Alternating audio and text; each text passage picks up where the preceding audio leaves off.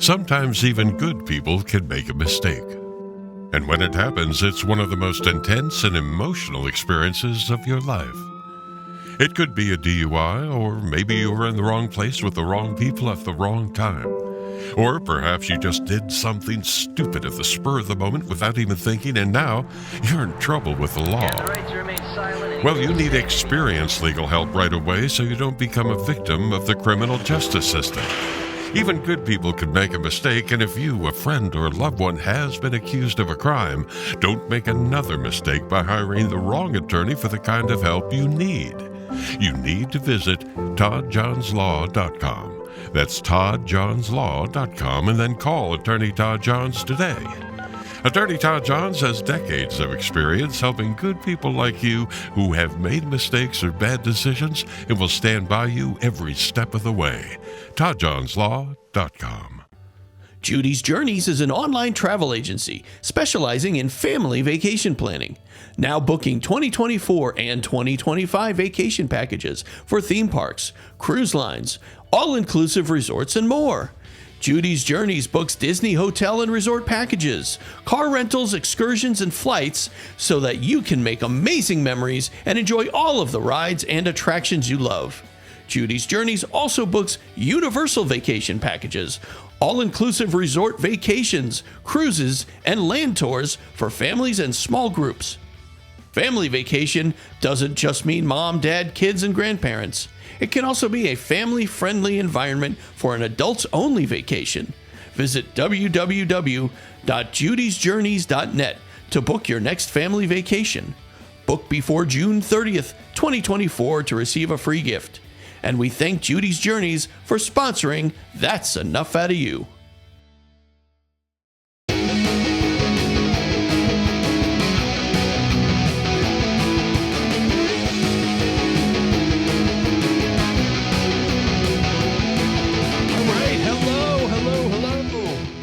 Welcome to a very special episode of That's Enough Out of You, our 100th, if you can believe it, our 100th episode. Sean, do you think we would get to 100 episodes? No. I remember the first one like it was yesterday, the first one on JFK, and that's the one I sent to our special guest today, Lisa. We figured, Lisa, we had to bring you back because you're the person that's really started it all. You got all the networking that we have, the great authors. You were the first guest that we had on, and it really started this whole thing. And I can't believe we made it to 100. Wow. Well, if your first episode hadn't been that great, I mean, that was one of the best shows on just who JFK was. And so I was instantly drawn in. So I want to today interview you guys and ask you. Turn the tables on us. I like it. Exactly. And apologies to the audience because I have a bad virus, cold, whatever it is, and I've been coughing and my voice is nearly gone. So if I start coughing in the middle of a question, I apologize in advance. No problem. That's fine. No problem. All right, but I really want to hear from you guys because I've been fascinated by your show since the beginning. I've gotten to know you, Sean, through emails and texts, and Bill a little bit through Facebook and so on. But I would really like to know how each of you separately got interested in the JFK case. And Bill, I kind of want to start with you because I know Sean's story more, but I want to hear yours first. So I've told this a couple times, I think, on the show, but I had always heard about the assassination, and of course I had seen the Zapruder film and had seen different documentaries and things, but and I had always, whenever I would ask my dad about it, he would always say to me, it wasn't a conspiracy, those people are crazy. If more than one person knew about it, somebody would have talked, and that's, he would always say to me, it was Oswald, it was Oswald.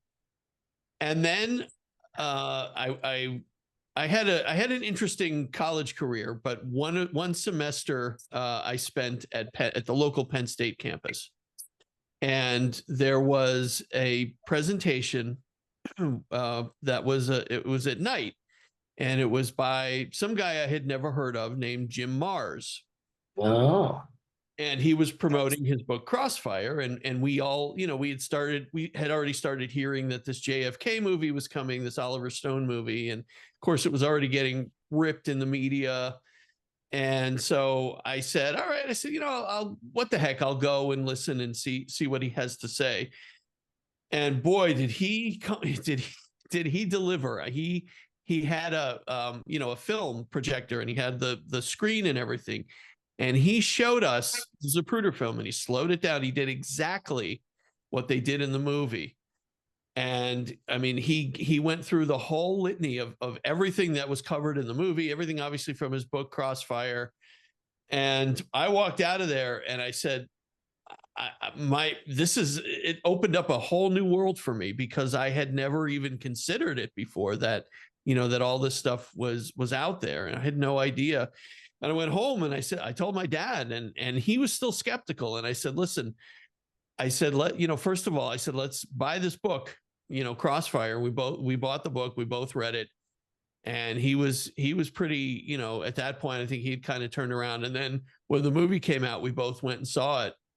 And we walked out of the movie theater, and he said, Bill, he said, I can't believe my whole life has been a lie. He said, I never knew this before. I never knew any of this stuff before. It's amazing. He said, I'm stunned. I'm stunned. And, wow. yeah. And from then on, it was, and I just wanted to know as much about it as I could. I wanted to know, because it wasn't new, but it was new to us, it was new to me. And so anything I could find, any article I could find, I would go look at, this was obviously before the internet. So I was looking at like microfiche and, that kind of stuff, to look at old newspaper articles and see what I could find. And then, of course, when the movie came out, it was, you guys remember, it was ripped. It was, Of course. thrown up the nuts, and this stuff is, this is all unsubstantiated, and it was just crazy. But I'll tell you, having read that book and having seen the movie and actually, attending that presentation, it really changed everything for me. No, that's great. That's great. The power of the media, right? Oh yeah, that's for sure. In both directions. Yeah. So Go ahead, Sean. Sorry. yeah, so that's okay. So for me, it started with my dad, because in my house, really from the time me and my brother were born, there was three things in my house that my dad beat into us, that we couldn't have any other thing but Boston Red Sox, Notre Dame Fighting Irish, and JFK. That was the three things where. So really, from when loyalty, I was hearing stories about JFK from my dad when I was like a little kid, and then as I got older, I would start to read more. I remember a conversation. I was probably about 13, maybe 14, and my dad and my Uncle Joe and my Uncle Jack, who was my dad's brother, the three of them were all military men. So all were veterans, and they were talking about the Kennedy assassination. And remember, now this is probably early 80s. So we're talking way before the Oliver Stone movie. And I remember them talking about there's no way Oswald could have done that shooting. And I remember my dad saying, it was a triangulated crossfire. And this was the first time I heard that. The next time I heard that would have been in the movie, the Oliver Stone movie. So my dad was talking about this in 1982. He was talking about there was and he was saying that shot came from the front, the headshot came from the front, and they were talking about all this, and then they were talking about, well, who would have did it? And my dad, I never forget my dad saying the CIA was the ones who did it. And my uncles, one said it was the Masons, and the other said it was the mob. And my dad's like, no, forget the mob. It wasn't the mob. And I just remember that. And so then I got into high school. And, I had a history teacher that was really into the JFK case. And I used to talk to him after class about it. And then when I got into college, I went to Catholic school. And there was two professors I really liked. One was a priest, and the other was my finance professor. And both were huge JFK guys, huge. They loved JFK. But the problem is, when it came to the assassination, they wouldn't budge. They were just like, Oswald did it. It was a tragedy. And I remember one day I was hammering them about evidence and just hammering them about all the Warren Commission problems and everything.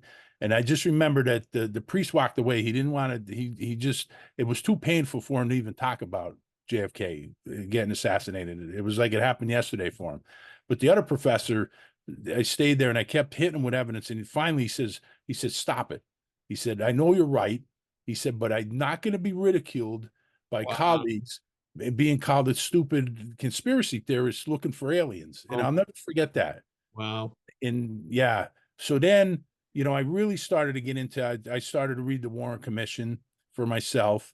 And then, later on, Lisa, I really got into your work in Jim Diogenio's. And I read all the books you guys had, everything, the assassinations. I saw interviews with you guys. And that's when I really did a deep dive. And I've read so many books on the case, and that's how I really got into it. But it's a long story there, but that's how I got into it. And I'm still into it. It's become like a mission for me.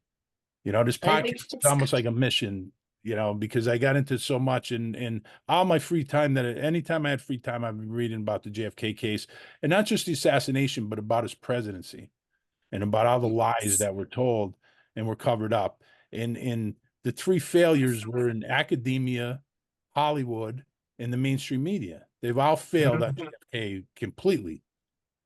And all three of those are heavily controlled by the CIA. Yes, What a absolutely. coincidence. What a coincidence. Yeah, what a coincidence. Yeah, academia and the CIA is a story we should talk about sometime. But Yeah. what led you both then to develop interests outside JFK? Because it's easy once you fall down the JFK hole to get sucked in and you never learn about like the Lennon case or the RFK assassination. When did you start broadening your interests? Who do you want to go first? But I'm going to go back to Bill first. Yeah, okay. Yeah, I think just, understanding that if they can lie to us about that, which is the most famous, murder in the history of this country, if they can cover it up and lie about that, what else did they lie to us about? What else did they cover up? And I think you start to wonder. And honestly, I think I'm kind of like, it's taken me a while to start questioning right off the bat, because I was kind of like, I was one of those people that every time I would hear, that this wasn't, there was another thing that didn't happen the way that we were told it happened, I would go, oh, here we go again. Here's another one. And then I would start paying attention. And then I would hear the evidence or read about it. And I would be, and I'm not somebody who is, convinced very easily. But when you think about it, if you're listening to what you're told in the media about how these things allegedly happened, and you just take that at face value, you are somebody who's convinced pretty easily, because you're not doing anything to follow up on that. You're taking it, you're just taking that information the way that it's given to you. And even if it doesn't seem quite right, maybe something was fishy, but this is how it happened, or this is why would they lie to us about that? Why, what reason would they have to lie? Well, you'd be surprised. And, and Sean will tell you this, even when we found out about, David Whalen in his book, I said to Sean, I said, geez, I don't know if I want to go down that road. I said, that's a little personal for me, because I'm such a big Beatles fan, and I love John Lennon so much, that I didn't even really want to go down that road. But when we had David on, and he presented the evidence, this was even before his book came out, and he couldn't tell us that much, but the stuff that he told us, boy, it was very, very interesting, very convincing. Yeah. And well, jumping on that there, Lisa, I remember I was skeptical of Lennon, and I remember a conversation with you saying, why did they kill him in 80 and not 70? I don't think there's anything there. And then you told me, no, I think there, you should gotta listen to this guy. And then you sent me a clip of David Whelan. And when I heard that interview with him, I'm like, whoa, yeah, there's something there. So I think you gave me the contact information for that one, and we got a wheel and Yeah. and I we're had gonna already read 2 books on the Lennon assassination before I even met David right. Whalen, but he took it even further, and yeah, so I'm really glad that worked And out. we have an Yeah. episode coming up with, I finished reading his book and the stuff in his book that we didn't talk about the last few times he was on. It was, fantastic. But my when I started to branch out, obviously my dad was also a big fan of RFK. Oh, So good. that was another one that my dad always said, there was something more there that, they weren't going to let him be president. He was going to stop Vietnam. He was going to look in. I remember my dad saying this. He was going to look into who really killed his brother, and they weren't going to let him be president. And I remember him saying that. So I started to look into that. And then, of course, down the road, I would read your great book and absolutely convinced, what happened. And but I thought about, with both of the Kennedy brothers, if they could take them out, what else are they lying to us about? And who else did they try to stop from promoting peace and stuff? So I started looking into Martin Luther King, and there was a lot of problems with that, and then Malcolm X. And then later on, I would look into Freddie Hampton, and that was just, I mean, ridiculous. They call it a gunfight, 99 shots one way and one meaningless shot the other way. I mean, it's just, so I started looking into all these other cases and started to find, different authors that were researching it. And again, the official story just didn't add up in any of the cases.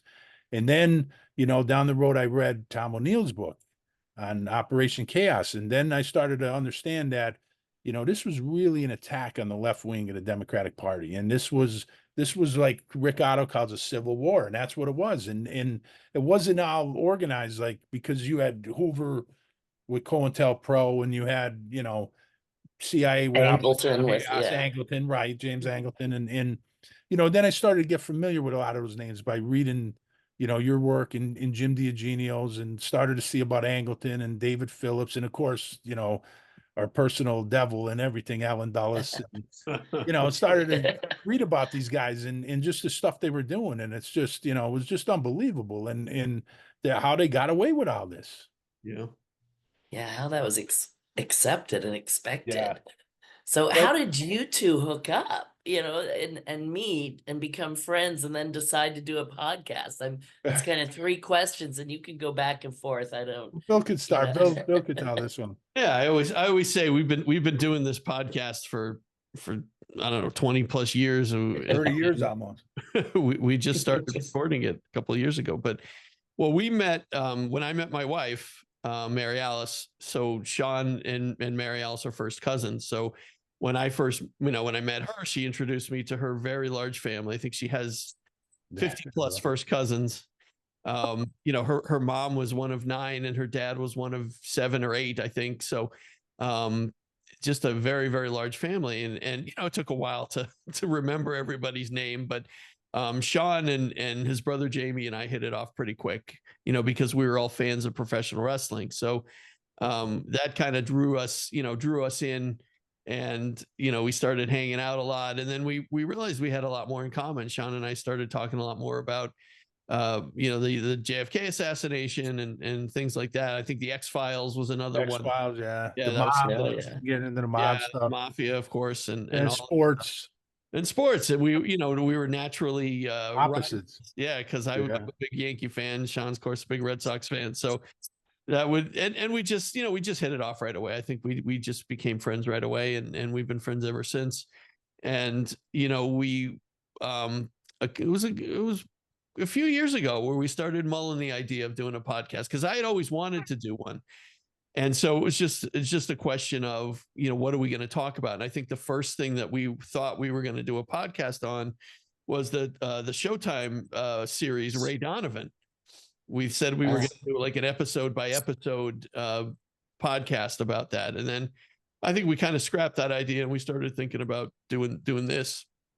And it just made sense because we had so many different topics that we wanted to talk about. I think with Ray Donovan, we probably would have gotten bored after like the 3rd episode. Yeah. Even the show, I think we probably wouldn't have made it through the whole series. So doing this podcast, I think was just the perfect idea. Yeah. What do you think, Sean? Yeah, I mean, it was, and I always wanted to do JFK. Like, I just never had the time, and I finally had the time to do this and do it right.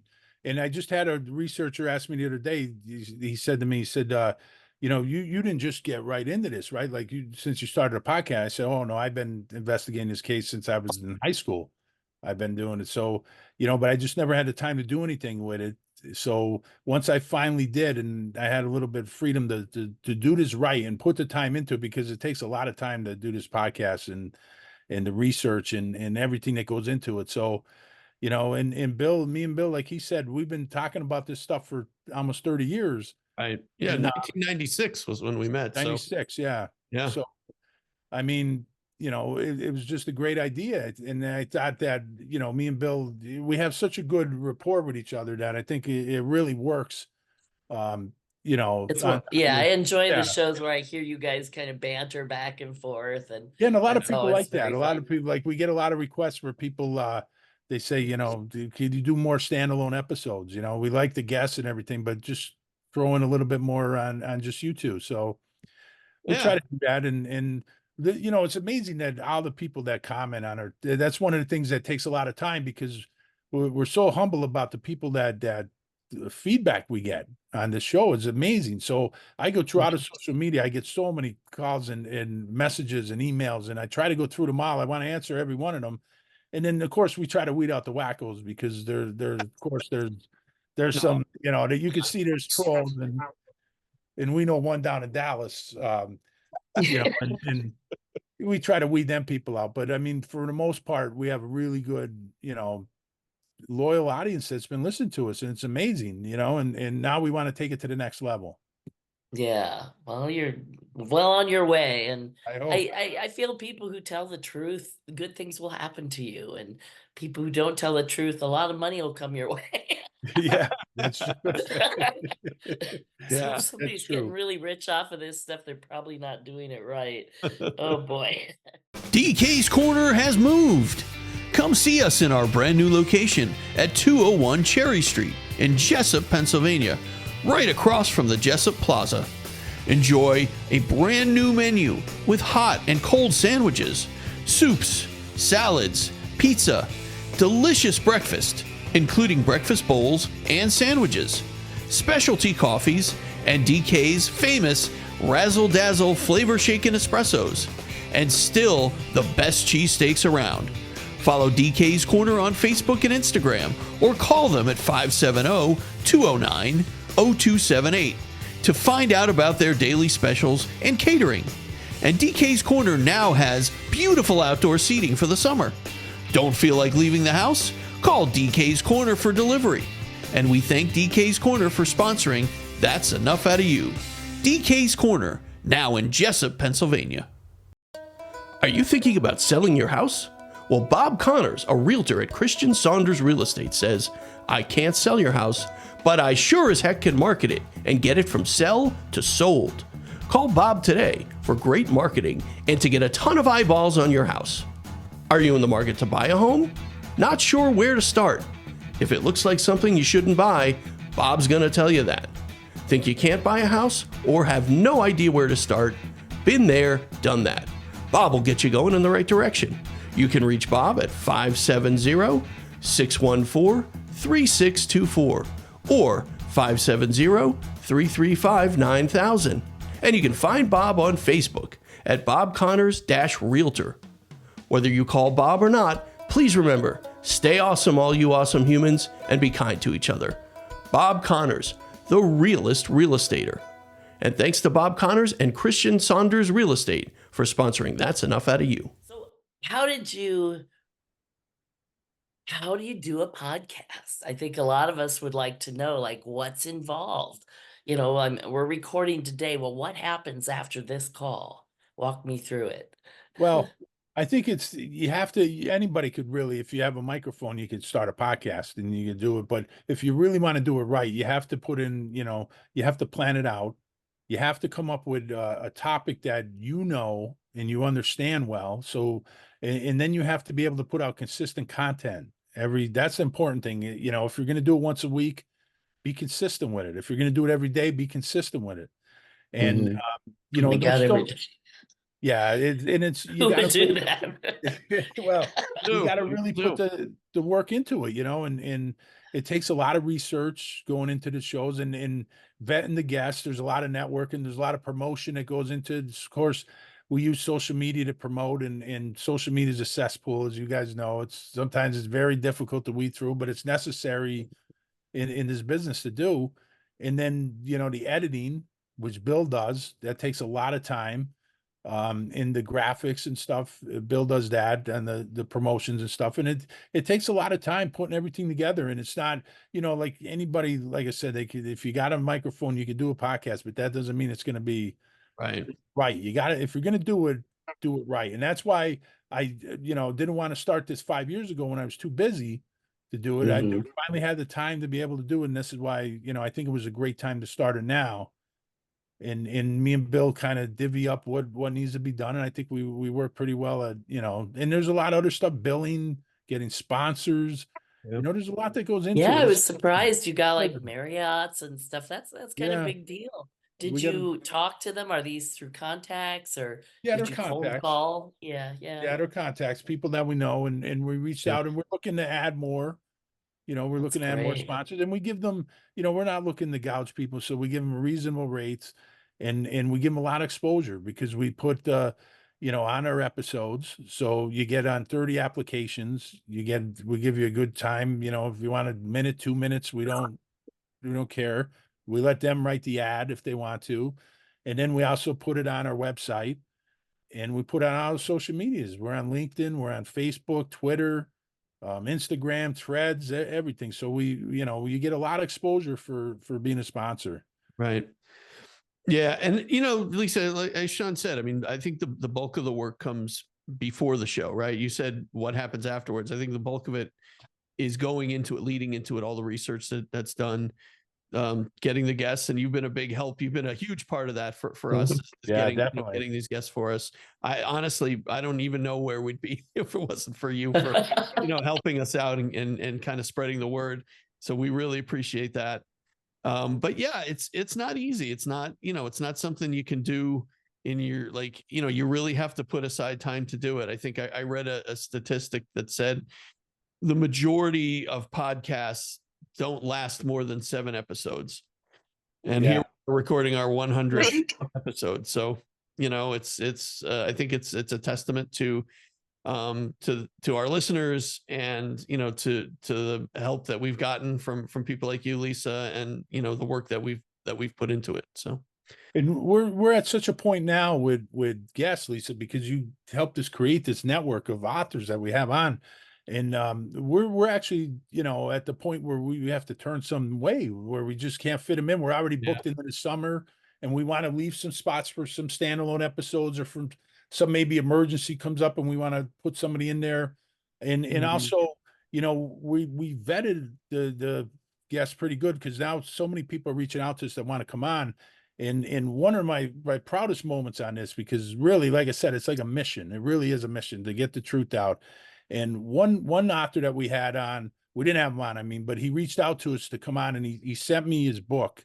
And I'm not going to say his name, but I read the book, and there was parts of it that I liked, but there was other parts that I said, you know, were just, you know, was the 1960 election fix with the mob garbage, and the Kennedy womanizing that we discredited with Don McGovern and Jim DiEugenio. And I said to him, I said, you know, we're just going to go in a different direction. I'm sorry, we just can't, you know, we just can't bring you on. And he was stunned. He said, I don't understand, what's the problem? And I said, well, the stuff that you have in the book. I said about the election, about this, and he said, well, I had co-authors help me, and they're the ones that put that in there. I said, well, I said, here's the thing, I'm going to send you. Take it back out.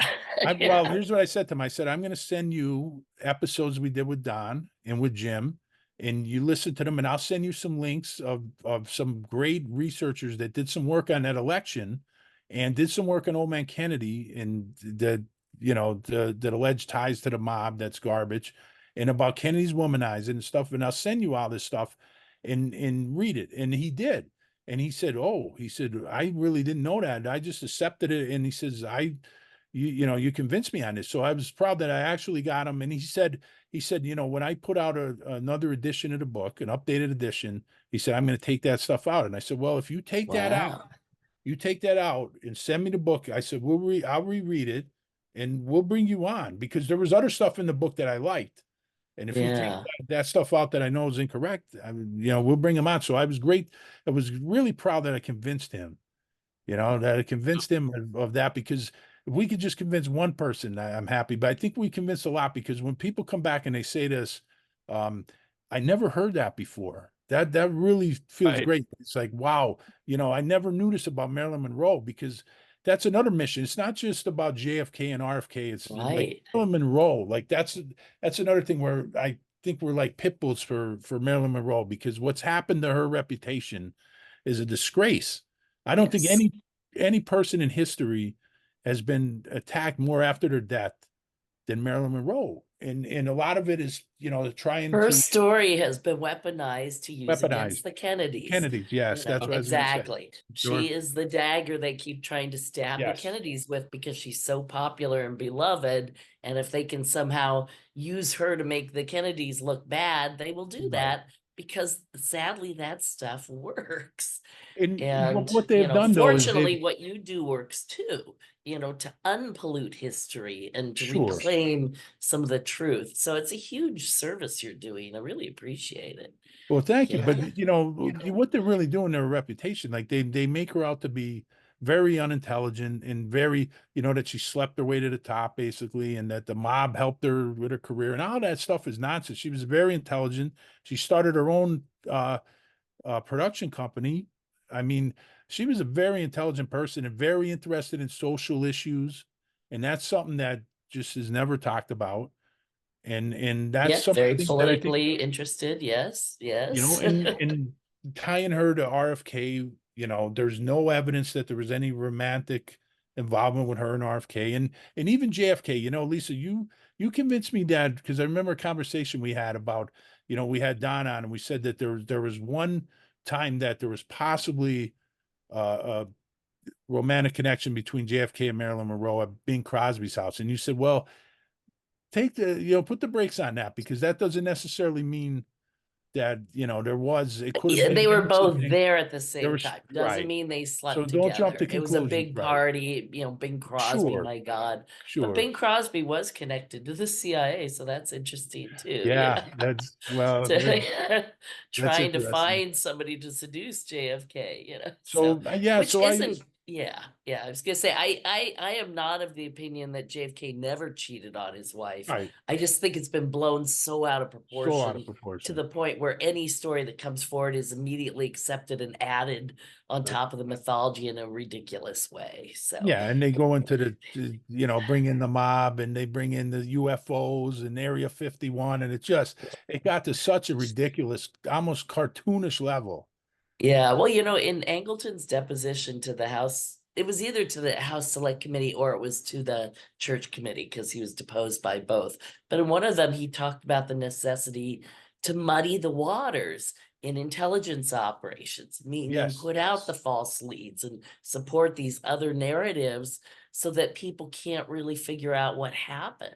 And I would argue he and his cohorts have been doing that ever since. But I want to bring it back to you guys. So, have you ever been threatened? Have you ever had death threats? Have you ever had people say, if you keep talking about the Kennedys like this, I'm gonna burn your house down? Or what? Have you either of you ever had that? Bill, you go first. I haven't, and honestly, I don't. Sean does the majority of our social media stuff, so he probably gets some of that, but I have not. I haven't heard any of it. Nobody's reached out to me. Nobody's threatened me. Again, I don't know that we're that big of a threat. At least, who knows? Maybe we are, maybe we aren't. I don't know, but no, I haven't had, at least, nothing that I've seen. Who knows? Maybe my phone is tapped or whatever. I don't know, but it'd be pretty boring stuff. But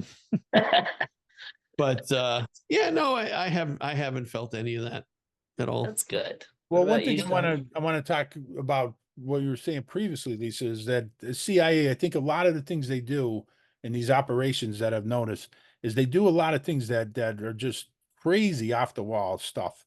and it makes you look crazy when you're talking about it.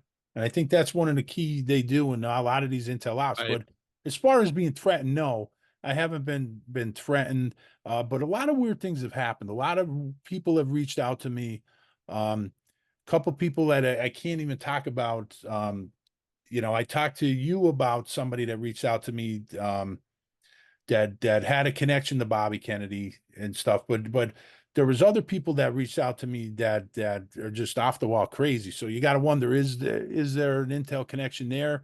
But it's never been threatening, but it's been a lot of, like, I had one person that wanted to come on, and then when I vetted the person really good, I started asking deeper questions, and they talked about they were in the room when Jimmy Hoffa was killed, and I said, okay, well, this person was going to come on and totally make us look idiotic.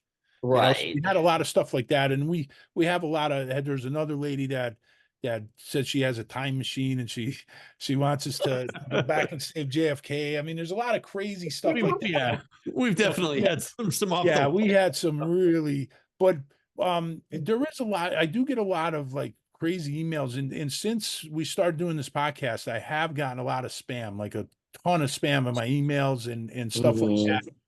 And weird things have happened. I've had a lot of computer issues and stuff like that, but I don't know if it's connected, But as far as threats, no. Yeah, because I did get death threats at one point, so I feel Right. like, but to me, that was just a mark of progress, It's Sure. like, so if and when you get death threats, know that you're really on your way. So I'm Well, still hopefully I don't alive. get That was a any. long time ago. That's Enough Out of You is also sponsored by Case Quattro Winery, featuring over 20 flavors of wine, from dry red, dry white, and fruit for your sampling pleasure. Case Quattro Winery offers entertainment, parties, and private events.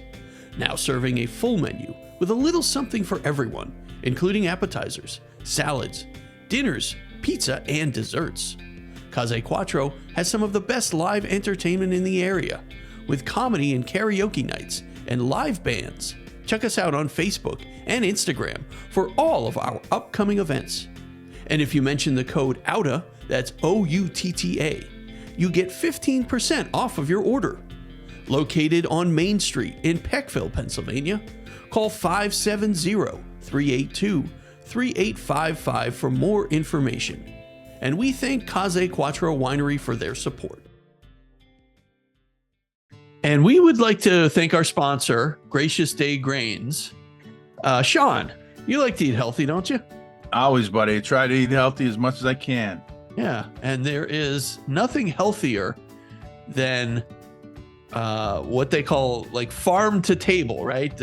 So when you can get something right from the ground and make it and then put it right on your table. And Gracious Day Grains, they have a tremendous selection, and it's totally organic. Everything is, they don't use any sort of herbicides or pesticides or anything like that. They have a bunch of different products on their website, Gracious Day Grains. So if you go to graciousdaymilling.com, you'll find a bunch of great stuff there, Sean. Yeah, you will, Billy. And it's owned by Tom Maxey, who's a great guy from Virginia. He's a truth seeker, just like me and you, buddy. And Tom's growing philosophy follows the wisdom of farmers of centuries past. And a quote from Tom is, "If we practice the right rotations, we exclude the bugs and weeds without needing herbicides or pesticides." So, I mean, this is great, Billy. I mean, what he's doing is fantastic. There's cornbread mix, there's cornmeal, popcorn he sells, buckwheat Sean, have you had buckwheat pancakes? No, buddy. Oh my, they're delicious. I love buckwheat pancakes. And Gracious Day Grains sells buckwheat pancakes. Just go to their website and you'll be able to find all of this stuff there. You can order it right off the website. You can find out all about how they farm and their whole philosophy. Tom's philosophy is great stuff. It really is, Billy. And one of the things he does is he grinds small batches at very low temperatures, which retains the flavor and the freshness. Of course. And it can't get any fresher than that. I mean, it's literally right from the ground. So again, go to graciousdaymilling.com and just, take a look on there. You can order whatever you want and they'll send it right to your door. can't, I mean, again, it doesn't get any fresher than that, right? From Tom's farm to your door to your table. So Absolutely. And eat healthy and you'll feel better. absolutely. I wish I could do that. I wish I could eat healthier, Sean. We'll start with Tom's stuff, buddy. I'm going to order some of those buckwheat pancakes. I love There you go. I'm making going to try them too, Billy. Yeah, they're really good. All right. Gracious Day. We thank Gracious Day Grains for their sponsorship. Thank you.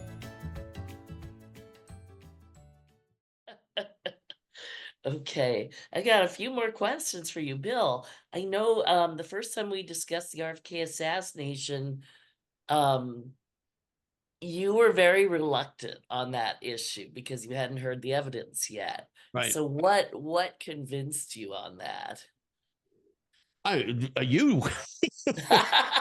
No, seriously, I started reading your book, and then having had you on the many times that you've been with us, and just looking into the things that are available on the assassination, and it just makes sense. It all makes sense. And then of course we had Sirhan's brother on, and talking to him about it, and getting to know what Sirhan was like, and who he was as a person, and not just this faceless, a nut who gunned down, Bobby Kennedy in the middle of a crowded room. Understanding what their family dynamic was, and who they were, and it just, none of it makes sense. It just doesn't make sense. And so I'm, and listening, of course, they weren't going to let Bobby become president. It's just, when you think it through, right. It doesn't make sense. It's just, if JFK was a conspiracy. Yeah, exactly. Because, I think Bobby would have done his best. He would have done his damnedest to stop Vietnam, and he would have uncovered the truth. And so many things would be so different today, but that was never going to happen. And the more that you look into it, the more that you think about it, the more that you read about it and study about it, the more it makes sense. And it's just, that had to be the way it was. And Bobby must have known, and that's all I keep thinking to myself, is he must have known at some point he was going to be sacrificed. He was going to face a firing squad, and he still did it. He still went. Courage. He still Absolutely. said, you know what? It's my responsibility to do this. I know what could happen to me. It happened to my brother, and I'm certain it could happen to me, but I have to do it. And when you think about what he faced and what his family faced, it's amazing. What a human being. What a hero. Amen.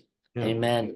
Now, Sean, I want to ask you, what got you into the mob? Because you've read so many mafia books and seen documentaries. Talk about that. Well, I've always been fascinated with the mob, and it's not that I'm, that they misunderstood to me or whatever, because it's kind of like the fascination, like in the movie Jaws that Quint has with the great white shark.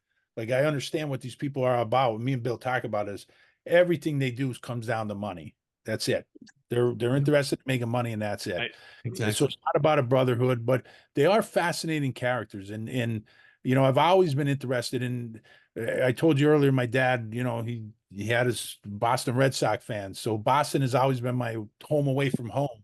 And of course, you can't go up to Boston without hearing about Whitey Bulger. So I was going up, I was hearing about Whitey Bulger stories, in the 80s. And it's fascinating to hear about these gangsters, because it's like this secret society that the rest of us could only see from the outside. And it just fascinated me. And then I think it's so important because when you blend that with the JFK case, there's so many people out there with an agenda. And their agenda is, we're going to make money by saying the mob was involved in the Kennedy assassination. And that's such a distraction, because it gets the CIA and others, the Pentagon and other people, off the hook, and the government, really, because the mob couldn't pull this off. The mob didn't have the capability to pull this off. And the way it went down, it wasn't the mob. They're not snipers.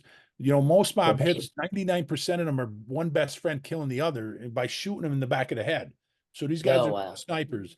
And the other thing you got to understand is all the suspects that all these people have, and we're going to have that stupid movie with Al Pacino coming out about Yeah. Giancana, and he was only a front boss in Chicago. And then you have Johnny Roselli's name comes up, and Carlos Marcello and Santo Trafficante.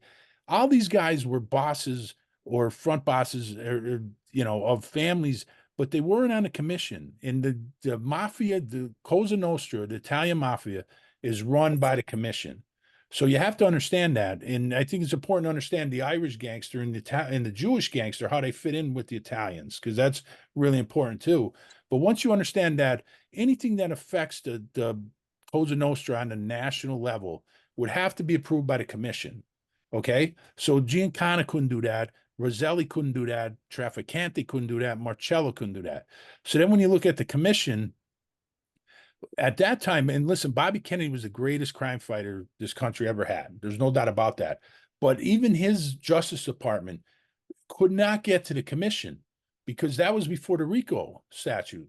And RICO was really the first time where they could get the bosses of the commission because they weren't out there committing the crimes. They had everybody else. The mob is weird in a way because the employer doesn't pay the employee. The employee pays the employer.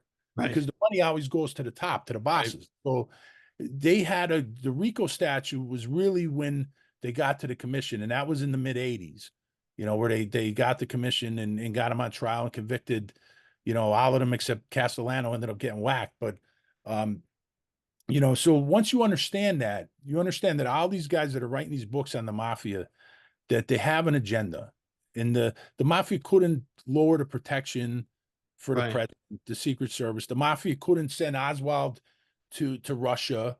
The mafia wouldn't be involved in Mexico City. They didn't know who Costa Cove was in Mexico City. Like, there's so many stuff that this is way beyond the mafia. And the mafia isn't making the president withhold the files, right, the exactly. files, right? Exactly. There's when you think about the mafia, particularly, prior to like John Gotti, there were two things that were the most important things for the mafia. Number one is making money. They don't do anything unless it makes them money. Nothing. That includes murder, whatever it is, racketeer. None of that stuff is done unless it makes the money. The other thing is they stay out of the public eye. Right? Yes. They do kill people because they're afraid that they're going to talk. They're afraid that they're getting too careless. But usually it's just each other they kill them. Right, exactly. They don't kill cops. That's in the movie. Those are the two most important things to remember about the mob. Neither one of them had anything to do with the JFK. I said they weren't going to make any money, and if anything, it was going to give more attention. Exposure to the mob. Right. It would have brought more exposure to the mob. So exposure to guys that are hidden. Right, exactly. So it makes absolutely no sense. No sense. That they would have anything to do with it. No. Totally agree. Completely agree. So I want to ask you, has studying all this stuff about the past made you more critical of like what's going on right now in the present? Absolutely. Absolutely. Give me an example, Bill. Well, I mean, just talking to Rick Otto these last few times that he's been on about some of the stuff that happened with with Julian Assange, with Trump. Sean thinks Trump is a black operation, and honestly, I do. I really do. It would make sense. Yeah, it may not be that far from the truth. I mean, you look at what he's doing to the Republican Party. He's destroyed. I mean, they're cannibalizing themselves. If he doesn't win the election in November, they're a party that is based on him winning this election, right? Oh yeah. Their entire everything that they're about now is based on him winning this election. If he doesn't win, the party is dead and buried. And you tell me, it doesn't make any sense at all that they're doing this, that they're holding this guy up as their representative, as their leader.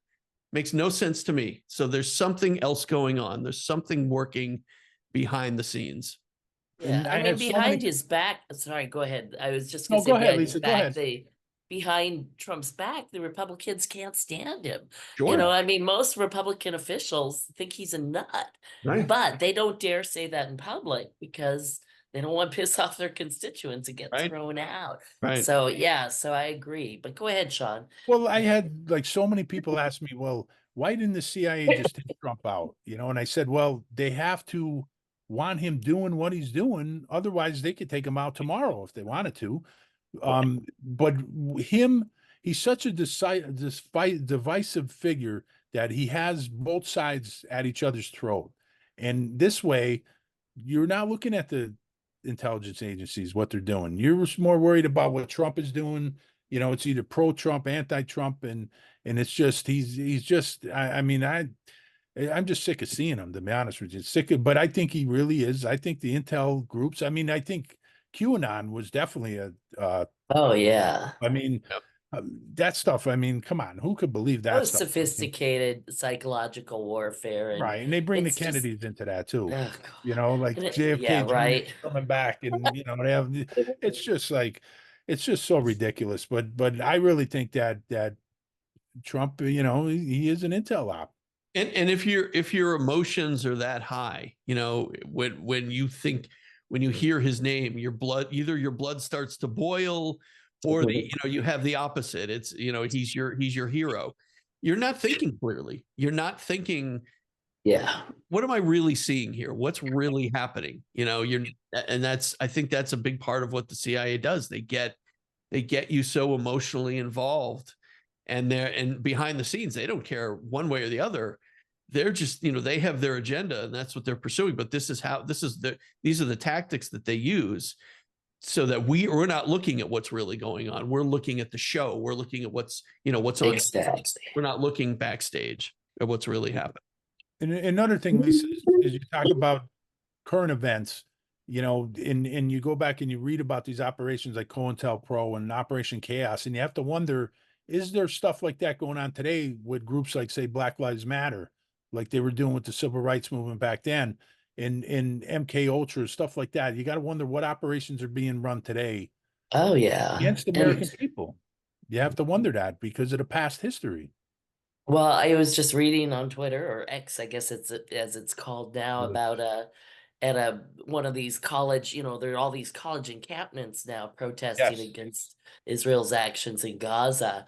And the Palestinian protesters, and I've been on some of these protests, they are not anti-Jew at all. They are pro-Palestinian, and a lot of times Jewish people are marching with us. They are not anti-Semitic. But what happens is that some of the pro-Israeli people try and start a riot to blame on the Palestinian protesters. And it's just like out of COINTELPRO. And so somebody was Yeah. literally yelling, kill the Jews, but the person yelling that was actually on the Jewish side, That's an trying old to just tactic. make it sound like it was coming from the other side. And, you know, somebody happened to catch it on camera, but, you know, we didn't used to get it on camera. Now it's a lot harder to get away with that stuff because everybody's got a camera in their pocket. I think, you know, there's also the fact that some people that are just anti-Semitic are using this now to Oh be able yeah, to that's the bring out worst. their hatred and Yeah, I big block things those that normally people. they wouldn't. Yeah, it's Yeah, but they're yeah, out there because- too. Yeah, I am. Yeah. Yeah. So As you know, yeah, I've been very vocal against the Israeli government, but I have no problem at all with the Jewish people. I love the Sure, Jewish people. absolutely. Yeah. Yeah.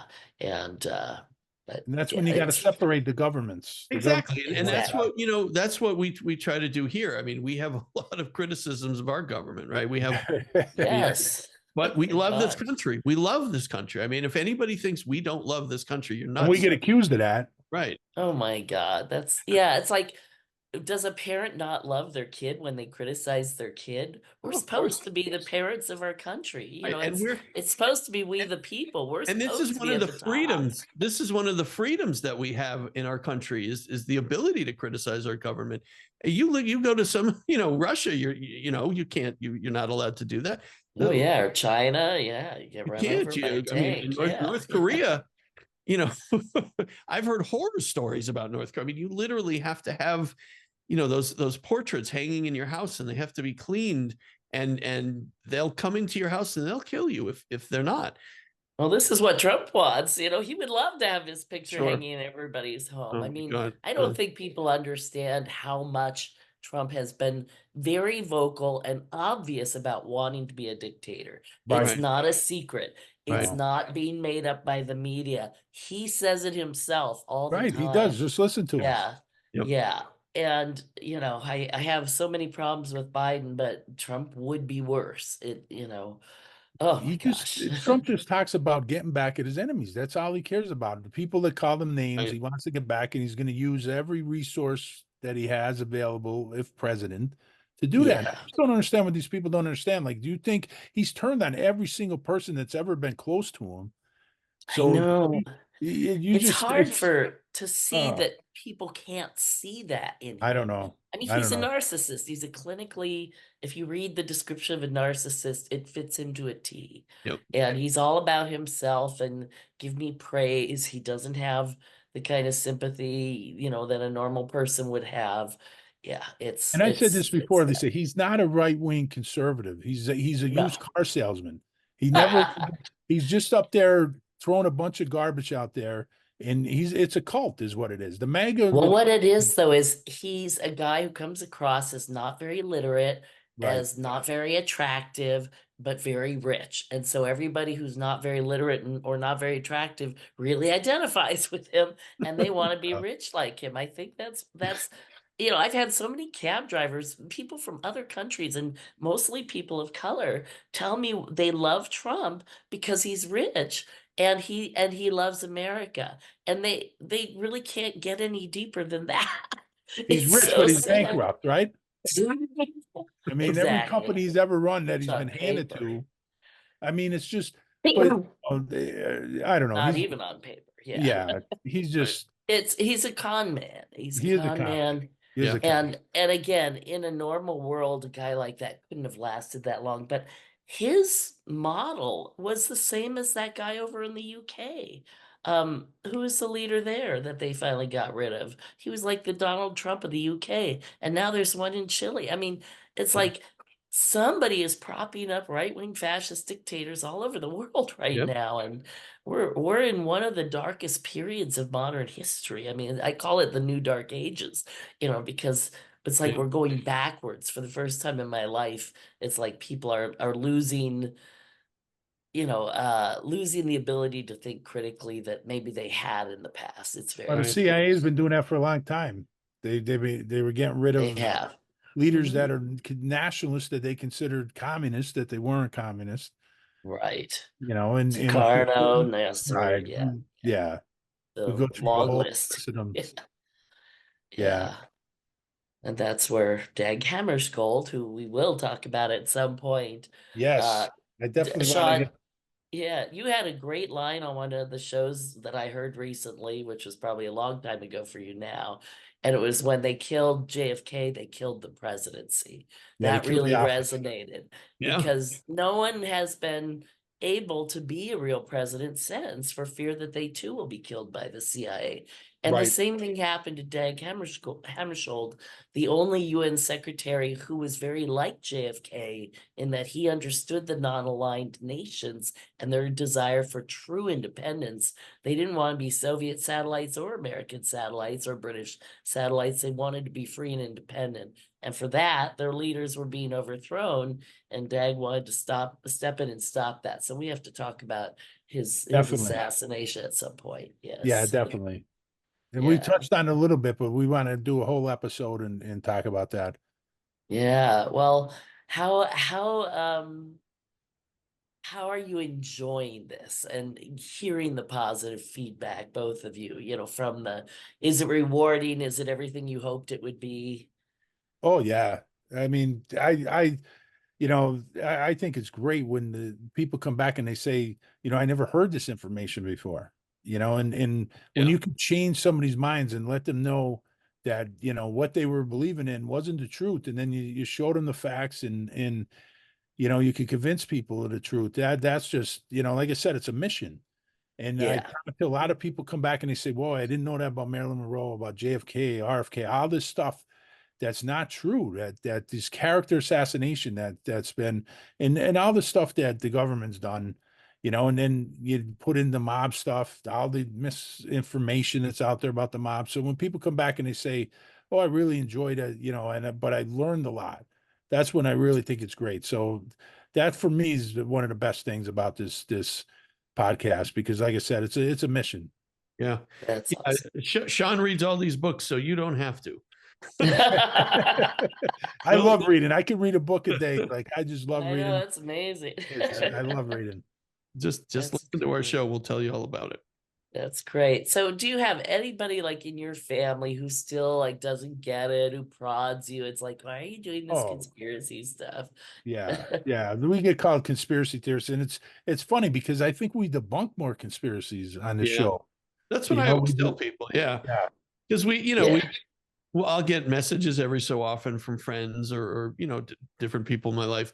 Why don't you guys do, you know, anything on UFOs, Mhm. UFOs, right? And Bigfoot. you know, yeah, and like You don't do that. that's not our show. Yeah. Yeah. I think people hear, you know, JFK assassination, they hear all that, you know, they automatically think, oh, these guys are just wackos, they're conspiracy theorists, that, you know, and so, but you know, for people that listen to us, I think they understand what's really going on. They understand what we're really trying to do. And you know, I know when somebody doesn't listen to the show. You know, that's Yeah. Right. you know, when somebody reaches out with something like that, and I kind of I understand. You know, it's clear to me they don't listen to what we're doing. But I've Yeah. had people delete me and unfriend me on social media and stuff that they don't want to hear it. So whatever. I mean, that's fine. Oh yeah, good You know, riddance is how I feel. you know, if you You don't know. want to listen, like, and the thing is, you know, one thing that gets me aggravated, at least, is when somebody argues with me about something and they never read the Warren Commission, or they saw one documentary, or they read one book and they think they're an expert. Like, and you know this, Lisa, the Yeah. JFK case, Get if that you're all just into this for just a year or 2 years, you have a lot of catching up to do. Like Right. you could been studying this for 30, 40 years and you still don't know everything. There's so much, and there's always it's fluid. There's Yeah. always new information coming out. So when somebody argues with me, and it drives me crazy, I had one professor at a local college email me and said he listened to the show. And then he said he liked the show, but then he criticized it, all the stuff that it got wrong on Vietnam and all this stuff. And then, you know, in the Warren Commission, he was arguing with me and we're going back and forth. And I said, well, how much of the Warren Commission did you actually read? And he said, well, I Yeah. didn't read any of it. I didn't read any of it. I said, well, what are we doing here? You're wasting my Yeah. time. You're literally wasting my time. Yeah. Exactly. Because you If you have don't read read it. Yeah. yeah. If it and it's a fairy tale. Yeah. It's a whitewash. And you look at somebody like Matt Crumpton, who we had on, who you know, he hasn't been doing this as long as you guys, but he's been doing it a little while. And even he says, you know, I'm always learning new things, and I'm open to people coming to me and giving me new information and admitting where, you know, where I am wrong. I think it's, you know, the people that are convinced that there wasn't a conspiracy just because of what they've seen or heard in the media, or you know, if they, like Sean said, if they saw a documentary or they heard somebody's opinion or somebody said something, yeah, that makes sense. And then they come, you know, and they want to argue with you. Well, you don't have the facts. You don't have all the facts. And when you have all the facts, then we can have a discussion about it. But you don't have the facts. And Lisa, Yeah. I heard an interview with Tom Hanks, right? Which Tom Hanks is such a disinformation artist, and Jim rips him apart in his book. But the interview, he said Tom Hanks said he never read the Warren Commission, but he trusts the people that were on the commission. And I thought that was so interesting because Tom Hanks, here he is, he portrays himself as a liberal, left-wing Democrat, but yet he Yeah. trusts Alan Dulles, who's a fascist, John Right. McCain. Right. I mean, Gerald Ford. I He doesn't mean, even know and what then he's saying when he says oh, that. He and then doesn't even know the who southern you are. wing of the Warren Commission were all anti-civil rights. So it's Oh my interesting God. that Yeah. Hanks would say something like that. But his movie, you know, Parkland was one of the worst movies ever made, and a lot of the stuff Hanks does is just terrible. The Post Did was you a see The terrible movie. Simpsons lampooned him in their movie? They No, actually had him come on basically saying the government's lost credibility, so they need me to shore it up again. I did hear that quote by him. Yes, I did hear that quote though. Yeah, Unbelievable. So funny. But Yeah. he's one of many in Hollywood. Hollywood, academia, and the mainstream media Yeah. really And fail again, this I way. just want to make the point the CIA goes into the Hollywood. Sure. They talk to these people. They don't say they're CIA. They think they're their friend or their agent's friend or, they're a State Department employee or whatever. And they tell them this stuff and then they go around repeating it. I remember going to a friend's house and she's like, "Oh, yeah, I heard Kennedy was killed by the mob." And I'm like, "That's so not true." And she goes, "Oh, no, I heard it from a very good source." I'm like, "Who was it?" And she's, named like an HBO executive. And Yeah. I'm like, I actually worked at HBO for a guy. I knew that guy. He doesn't know anything about the JFK case. Well, a mob guy told him this. And I'm like, can he believe that? I'm Yeah. like, just use some critical thinking here, people. Come Really. on.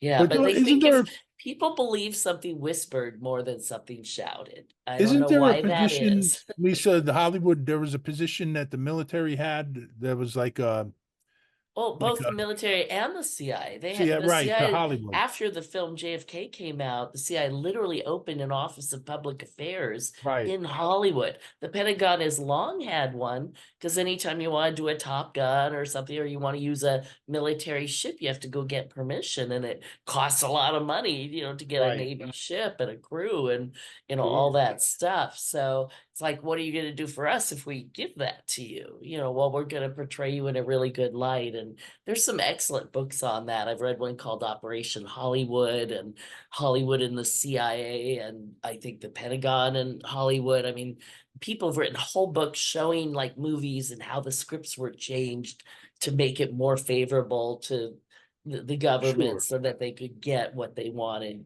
for their film. And I remember watching a discussion of, I think it was the film National Treasure, and one of the producers was basically saying, well, we went to our friends, and he's like, I can't say which agency they worked for, but they gave us, like, if you're going to steal the Constitution, they told us how it could be done, so Right. it's like, they don't want to burn those contacts because they've been very lucrative for them. And the same, in the mainstream media, the CIA feeds reporters all these nice leaks and helps them win awards and Nobel Prizes and things like that. People don't bite the hand that feeds very often. Very Right. rare. Right. Yeah. Anyway, well, I so appreciate you too and what you've been doing. It's been my great pleasure to get to know you both and appear on your show a number of times. And Well, when I someday retire, I'm sure I will have a lot more to say and got a couple of book ideas and screenplay nice. ideas and would love to talk about them with you some more. Lisa, wasn't there a question you wanted to ask me on Alan Dulles? Oh, yes. Yes. Okay, I remember. Um, yeah, I want to see what I wrote here. I said, I know you believe Alan Dulles was deeply involved. Who do you think was still at the CIA that gave Oh, him access to the farm on November Oh, 22nd? that's a good question. Yeah, the farm Yeah. again being the Camp Peary facility that the CIA used to train its operatives. Alan Dulles should not have had should access. not. It's a No. top secret No. facility. Who let him in? Well, I think, my personal opinion, the prime suspect would be Richard Helms. Richard Helms was pretty high up at the time. We know John McCone was just a figurehead, Right. and we talked about this with the panel that we have on with Professor Blow and John Newman and Greg Burnham. And in the research survey that Professor sent out, and one of the questions, because I participated in it, and one of the questions was about rogue CIA agents, and I laugh about that term rogue because there's no They're rogue all CIA. rogues. I mean, Well, they're all you rogues get because hired if you're not a rogue. Yeah. what I said is the CIA as an institution could be considered a rogue outfit because they've been doing things behind the president's back, whether it was Mhm. Kennedy or Eisenhower, or doing things without approval, doing things that Truman never intended them to do, assassinations, coup d'etats, rigging elections, Mhm. all over the country. So in Hollywood always uses that term. When anytime they show the CIA in a bad light, it's always a rogue agent out of control. We got to stop them. And it's like so ridiculous. Like it's just Whole ridiculous. gallery of rogues. Yeah. But I would no, say Richard Helms would have been the guy because was he deputy director of plans at that time? He was a high up position And eventually he would be He was director. deputy director of plans, yeah. So I would think he would have had the authority to let him in. And one of the Yeah. things they said to me, Now, Lisa, and they of course, said- he knew John McCone too. I mean, knew you McCone, know, right. yeah. And they both ended up together on the Warren Commission, right? Right. Yeah. Well, the thing is, Professor Blow and John Newman said they, how they define rogue is, did they have director approval from the director?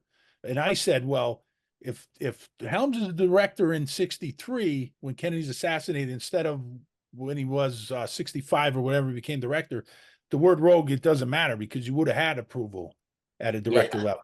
So Yeah, it was well, just he a was matter of director of plans in 63, but he did become CIA director. CIA which is director. one That's what I level mean. up. And that's what they Yeah, said, yeah, to yeah. be a official CIA operation, you would have to have approval from the top. That's BS. I mean, how many operations do they run Sure. every day that are authorized at lower levels? Right. Yeah.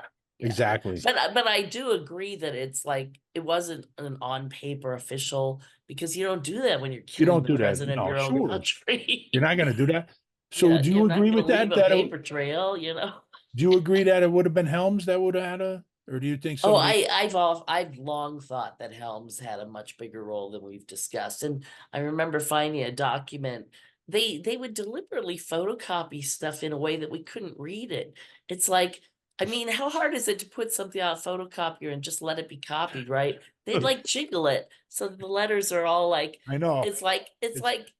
it's a big FU basically to the American people. You want the files, here it is, but you can't read it. But the one that interests me is Helms is like the top guy on this memo, and it says GP Ideal support activities. It's dated November 22nd, 1963. GP Ideal was the code name for John Kennedy. And so it's like support activities after he's killed. That's such a weird terminology. It's like, was that just before he was killed, supporting the coup plot? I mean, what does that document actually say? And there's now one release where the text is more readable, but it's not the same one as the one I originally saw. And I'd still like to know what that one actually said. And again, at some level, we're never going to know all the details, but I No. don't think. And Helms was kind of cagey. Helms knew what to lie about. When he Sure. was, it's funny, I remember Jeff Morley on his, page JFK Facts or whatever, his Washington Post reporter who left the Post and has been pursuing this case ever since. And he's like, I'm not aware of any case where the CIA specifically lied to the Warren Commission. And I'm like, you gotta be kidding me. And in 5 minutes, because I literally just looked up anything that Helms said to the Warren Commission, and I found a lie just like that. And I'm like, is Morley not that bright? Or is he part of the cover up? Is he trying to focus this on George Jornitas and the DRE so we don't look at the CRC, the Cuban Revolutionary Council, where Sergio Cacha Smith works, who was caught after the assassination with sewer maps of Dallas, Right. even though he was like a New Orleans operative? What the hey? And he was one of the guys in Oswald's and Clayshaw's circle. And he was in the building there at 544 Camp Street. Yeah, So he's a sharing the same definite- office with Yeah. Oswald. And Yeah. Helms also destroyed the MK Ultra files. He had them destroyed. Exactly. And the more I've looked into MK Ultra, the more I'm really beginning to think that Oswald had some interaction with the MK Ultra program. Again, not programmed to kill, that wasn't No. his task, and probably not even programmed that day. But I think he went to the Soviet Union possibly as a hypnotic courier. They would hypnotize people and send them with messages that could only be decoded if somebody had the right hypnotic phrase at the other end to trigger the message. And the guy who wrote about that said the Soviets later figured that out and played that same trick back on us. And I thought of Nosenko because he came to us Yes, as a Nosenko, yeah. defector. And his paper trail shows he's a disinformation agent, but everybody who met him believed he was totally sincere, and except for, Angleton and Bagley. Yeah. Because they had probably just played the same trick on the Soviets and were more canny to that. Right. So, And of very course, he was saying that interesting. Oswald wasn't who they said he was. He was saying Right. he's not a true communist. Yeah. Nosenko knew that. Exactly. And then there were those who said Nosenko wasn't who he said he Right, was. sure. And yeah, Of course, Helms so ends up after the CIA. He ends up ambassador to Iran, which is interesting. Right before all that, right before so right he's a before fascinating character. He's in the exactly. middle of everything. And do you know he used to play soccer at a Swiss boarding school with the future Shah of Iran? You Yeah, know, I did that know was they were like there's a picture of them sitting together on the soccer bench. It's just the interconnections and it's all networks. It's just yeah, networks of people who know each other and trust each other, and governments be damned. And that's been the CIA's attitude for a long time. And yeah.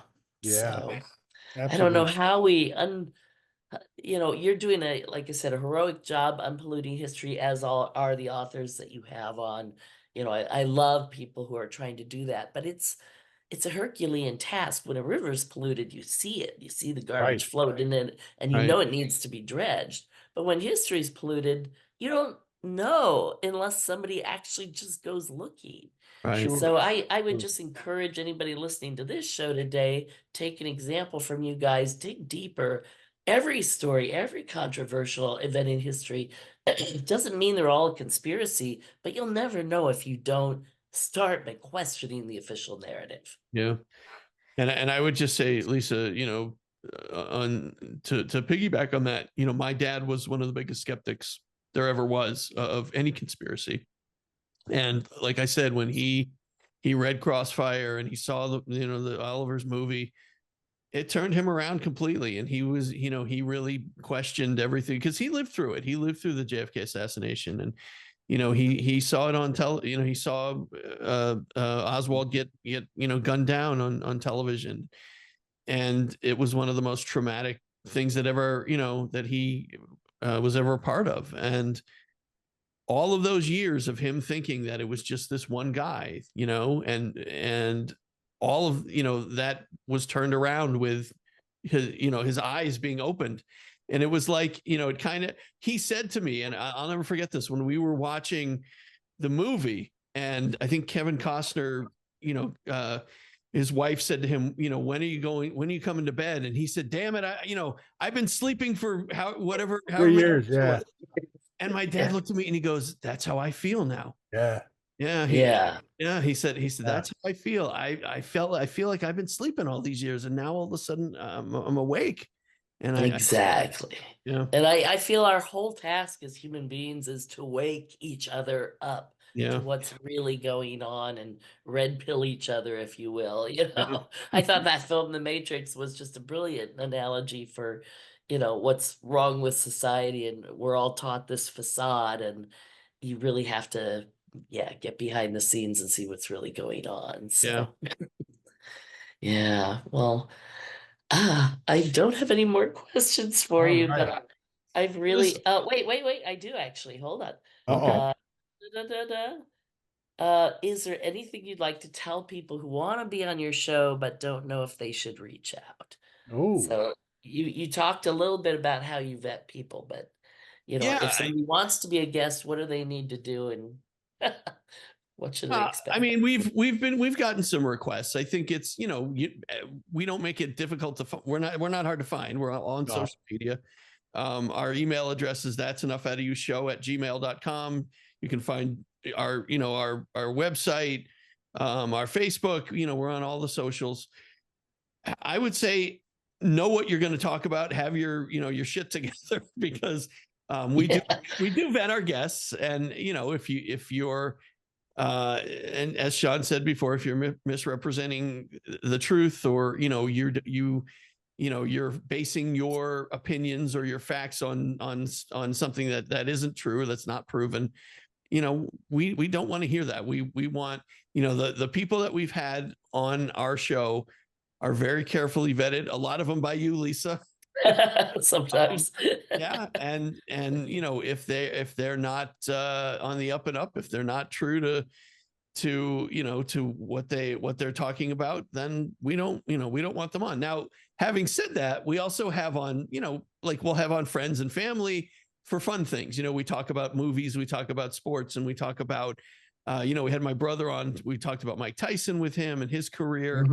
We've had friends talking about wrestling and things like that and different shows. So it's, it all depends on what you're coming on for. But we're open to having anybody on for anything. Right, Sean? Yeah. And we're also having, on our Patreon, we're trying to build up the membership there. We're putting premium content on there, premium videos. And we also offering, for the $10 tier, you could come on a 15-minute Zoom call with me and Bill and have an episode talking about whatever you want to talk about. So we're open to bringing on new guests, and we do want to get different authors on, as we get into the summer, and we're really booked into the summer, but as we get into the fall, we like to bring in new guests. But again, if, like Bill said, if you're out there and you're using disinformation and it's the same garbage about Marilyn Monroe or the Kennedys, just go to somewhere else, because there's plenty of shows out there that are they'll talking take about that crap. nonsense, and we just don't want to do that. We're just not. We're going to give you the truth, and if we're wrong about something, we'll admit something, because we're gonna be doing an episode about the mob coming up, the local mob, the Piston mob, and it's gonna tie into Jimmy Hoffa, and I'm gonna admit that I was wrong about something, because information's come out after reading this book. I've changed my opinion on something on that. So again, if we're wrong, we're gonna admit it, and we'll be man enough to come on and admit it, and we have no problem doing that. But if we know something is incorrect, we're not just gonna have somebody say it on our podcast. We're real careful about that. Yeah, great. Well, happy birthday in a sense. Happy 100th episode. I never thought we may make it to 100. I think that's amazing. So congrats, and I look forward to talking to you more. Yeah, definitely bring you back, Lisa. Hey, Lisa, you wanna take us out of here with our catchphrase? Well, I hope it's never enough out of you, but for those disinformationists, that's enough out of you. Yeah, that was good. All right. Thank you. All right. Alrighty. Thank you, Lisa. Take care. Bye. Bye-bye. That's Enough Out of You podcast is executive produced and written by Bill Rader and Sean Kane and edited by Bill Rader. The That's Enough Out of You podcast and logo are exclusive property of Bags of Chicken, LLC. Any rebroadcast, retransmission, or accounts of this podcast without the express written consent of Bags of Chicken, LLC is prohibited. So don't even try it.